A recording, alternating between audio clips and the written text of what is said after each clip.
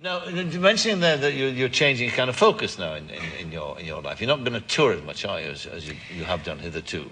No, you see, I've done a lot of touring, which I enjoyed. Not the jet lag very much, but I enjoy to be on stage. So obviously, I love to tour. But I have to tell you, 2 years ago, I was in Vegas, and just before I took the break, and I saw an incredible show. Maybe you saw the show O from the Cirque du Soleil. Oh yes, I didn't see it, but I heard when of I it, yes. saw that show, yes, in a way, it changed my life. And I said to Rene, I said, I want that show. I want a show like that. And he said, yeah, right. I said, no, I'm serious. I want a show like that.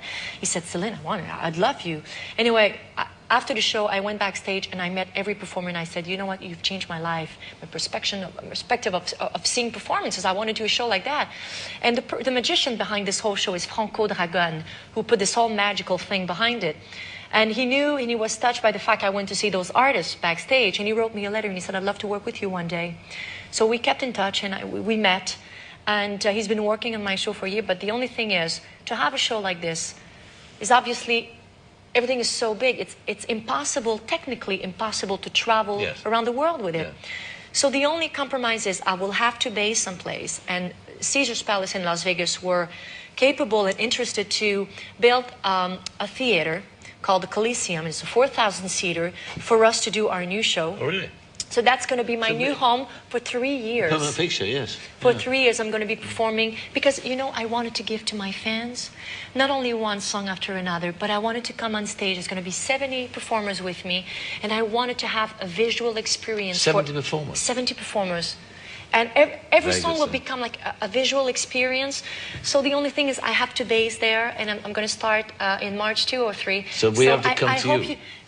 I hope you can come. Is Siegfried and Roy still on there in Vegas? They're still there. They've been there for about 35 years. You could end up like that, something. That's right. Yeah. Now, silly questions, but my wife would like to know. There's no silly questions. Well, I mean, how many pairs of shoes you got now? Oh. How many? Hundreds. I have a lot of shoes.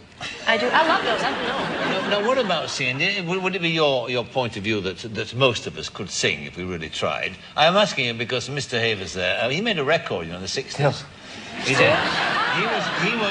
He was a long-haired hippie in the 60s. Yeah. So hooray hippie, we call it. A hooray hippie, yeah. Was, yeah. A top hippie. What about a duet?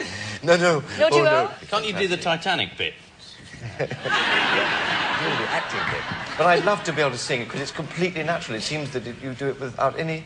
But now that I've heard that you train all the time, it's not quite as easy as I thought. I don't, to be honest with you, since I've had the baby and I've had those 2 years of it and I met life, I don't go as crazy with my technique thing. No, I do have dairy products, and once in a while I might taste wine here. I enjoy my life a little more than concentration on the technique. It's wonderful. I mean, the great thing about singing is the physicality of singing, isn't it? That's the wonderful thing about it. So I'd like to be able to do that. Do you sing? No. I once made a record. You did? I did. It was As Time Goes By on the A side, and the B side was Beer Is Best, which is an old English folk song. And it was published by Oblivion Records, actually. Anybody who can sing, I mean you're envied by anybody else who can't sing. We all love to be able to sing like you. But you know what? No matter how you sing, in the shower, in your living room, in front of a crowd, it's a joyous thing. Isn't that great to be able to sing? Now, the other thing I wanted to ask you, because and again, young Havers there, he's interested too, golf. Oh, yes. I left Ian out of this because Ian doesn't play golf. No. He will. He will eventually. He will. You know, in a couple of years' time. You've now got your own golf course. Whew. Yeah. Yeah. I love golf. Do you play golf? I do. I'm crazy about it. I do. Me too. Golf. I play golf. Oh. And he plays golf. He's a good golfer. Isn't that great? I started to play golf about, I would say, 4 years ago. Yeah. And I wanted to do something with my husband, and I wanted to do a sport with him. And I said, okay, let me try. And the first time that I hit the ball and it went, not too far, but it went. I had contact with it.